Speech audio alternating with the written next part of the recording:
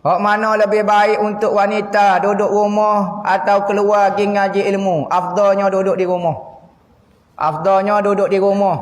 Kalau tak perlu sangat ngaji ilmu alim dah gapo dia, fardu ain lepas dah, okey tak payah belajar lagi, urus ke keluarga. Sekarang tugas dia paling utama menjaga harta suami dia, kemah rumah suami dia, cara harta jangan rosak ke harta suami dia, jaga air muka suami dia, jaga anak-anak suami dia. Tu tugas dia paling utama sekarang. Ngaji tak perlu. Tak usah duk koyak nak bersosial sangatlah.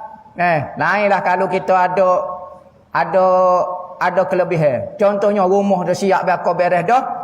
Masa pun kosong, pada duk tengok TV, baik ke dengan ngajar. Contohnya. Patut ngajar pula tepat selamat. Dapat izin daripada suami pula. Tu tak apalah. Tapi kalau hak di antara pilihan ni, duduk dalam rumah lah. Duk main game. Sudah lah. Tak ada masalah ke apa dia. Tu tugas seorang isteri. Tak usah duk tubik lah. Jangan ajar tubik daripada rumah.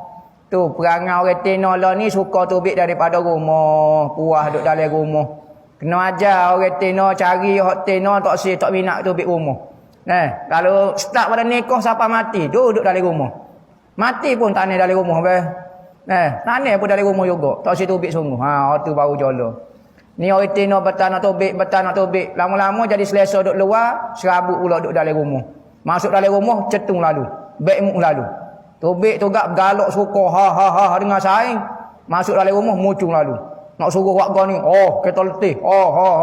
Ngakalah jawab perio. Jadi duduk dalam rumah, biasa ke hidup dalam suasana rumah, itulah syurga neraka kita. Tak suruh cari dalam majlis ilmu, tak ada syurga, tak ada neraka tu.